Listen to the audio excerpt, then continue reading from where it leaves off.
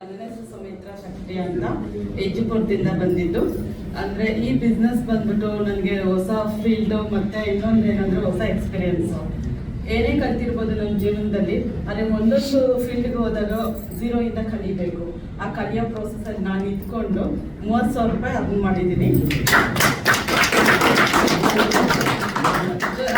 ಅದು 15 ಡೇಸಲ್ಲಿ ಅಷ್ಟೇ 30,000 ರೂಪಾಯಿ ಅರ್ನ್ ಮಾಡಿದ್ದೀನಿ.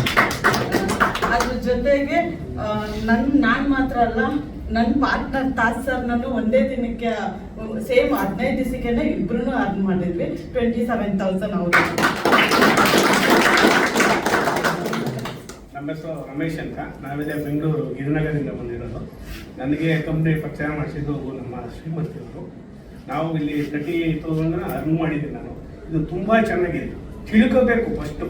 ಇದರಲ್ಲಿ ಏನಿದೆ, ನಾವು ಹೆಂಗೆ ವರ್ಕ್ ಮಾಡ್ಬೋದು, ಇದು ಅದನ್ನು ತಿಳ್ಕೊಂಡಿಲ್ಲ ಅಂದರೆ ನಾವು ಯಾರು ಮಾಡೋದಕ್ಕಾಗಲ್ಲ. ಫ್ರೆಂಡ್ ಯಾರು ಕರಿತಿದ್ದಂಗೆ ಬರೋದಿಲ್ಲ. ಅವ್ರನ್ನ ನಾವು ಒಂದು 2-3 ಸಲ ಕರ್ಕೊಂಡ್ಬಂದು ಅವ್ರಿಗೆ ಹೇಳಿ ಇದರಲ್ಲಿ ಏನಿದೆ, ಇದರಲ್ಲಿ ಏನು ನಾವು ಕಳ್ಕೊಳ್ಳೋದು ಏನಿಲ್ಲ. ನಾವೇನೋ ಒಂದು 12,000 ರೂಪಾಯಿ ಕೊಟ್ಬಿಟ್ಟು ರೇಷನ್ ತಗೋಬೋದು, 24,000 ರೂಪಾಯಿ ಕೊಟ್ಟು ರೇಷನ್ ತಗೋಬೋದು. ಅದನ್ನು ಅರ್ನಿಂಗ್ ನಮಗೆ ಒಂದು ಇಯರಲ್ಲಿ ಅದು ವಾಪಸ್ ಬಂದ್ಬಿಡುತ್ತೆ ನಮಗೆ. ನೀವು 100 ಜನ ಕರ್ಕೊಂಡ್ಬಂದು ಸೇರಿಸಿದ್ರು ನಿಮ್ಮನ್ನು ಯಾರು ಬೈಕೊಳ್ಳಲ್ಲ. 1 ರೂಪಾಯಿ ಮೋಸ ಇಲ್ಲ. ತುಂಬ ಚೆನ್ನಾಗಿದೆ. ನಮ್ಮ ಎಲ್ಲ ಕಡೆಯಿಂದ ನಮ್ಮ ದೀಪುಗೌಡ ಸರ್ಗೆ ಒಂದು ದೊಡ್ಡ ಚಪ್ಪಾಳೆ ಕೊಡ್ತೀವಿ. मेरा नाम ताज पाशा है, वर्तुल से हूँ मैं अलहमदुल्ला। एक्चुअली क्या है, हमको यहाँ लाने का जो सबसे बड़ी जिम्मेदारी है वो मंसूर साहब है। नेक्स्ट हमारे सुमित्रा मैडम है। और क्या है, ये बहुत अच्छा प्लेटफॉर्म है। अगर ये काम को हम समझेंगे, समझ के अगर कोई आदमी आगे बढ़ेगा तो इसके अंदर बहुत कुछ कमा सकते हैं। मगर पहले सिस्टम को समझना चाहिए। सिस्टम को समझेंगे तो आगे बहुत बढ़ेंगे। सिस्टम को नहीं समझेंगे तो कुछ भी नहीं कर सकते। सिस्टम को समझना, और जो भी यहाँ पे हमारे जो मीटिंग होते हैं उसमें अटेंड करेंगे और थोड़ा बहुत हमारा जो पार्ट टाइम देंगे तो बहुत कुछ कमा सकते हैं। अभी तक मैं 27,000 रुपीज़ अर्न करके हूँ। आप भी है ना, इसमें थोड़ा वक्त लगाइए और काम भी सीखिए। सीखने से आपको बहुत फायदा होगा। Thank you very much. ನನ್ನ ಹೆಸರು ನಳಿನ ಅಂತ. ನಮಸ್ಕಾರ ಎಲ್ರಿಗೂ. ನನ್ನ ಹೆಸರು ನಳಿನ ಅಂತ. ನನ್ನ ಅಪ್ಲೈನ್ ಬಂದು ಶ್ರೀಲಕ್ಷ್ಮಿ, ನನ್ನ ಸಿಸ್ಟರು. ನಮಗೆ ಸಪೋರ್ಟ್ ಮಾಡ್ತಾ ಇರೋದು ನಿರ್ಮಲಾ ಮೇಡಮು. ಅವಳು ನನ್ನ ತಂಗಿ, ಇವಳು ನನ್ನ ತಂಗಿನೇ.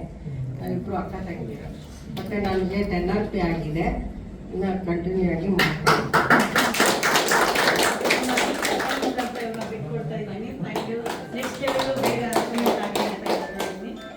ಯಾಕೆಂದ್ರೆ ಇಲ್ಲಿ ಎಲ್ಲ ಪ್ರಾಕ್ಟಿಕಲ್ ಅಷ್ಟೇ. ಅವ್ರು ಏನು ತಗೊಂಡಿದ್ದಾರೋ ಅವ್ರದ್ದು ಎಕ್ಸ್ಪೀರಿಯನ್ಸ್ ಇದು.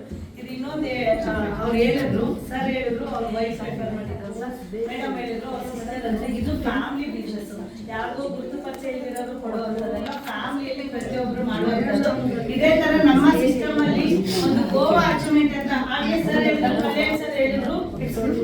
ಕಲ್ಯಾಣ್ ಸರ್ ಹೇಳಿದ್ರು ಅಂದ್ರೆ 25 RP ಕಂಪ್ಲೀಟ್ ಮಾಡಿದ್ರೆ ಗೋವಾ ಅಂತ. ಲಾಸ್ಟ್ ಟೈಮು ನಾವು ಹೋಗಿದ್ರೆ ಡಿಸೆಂಬರ್ 18, 19, 20.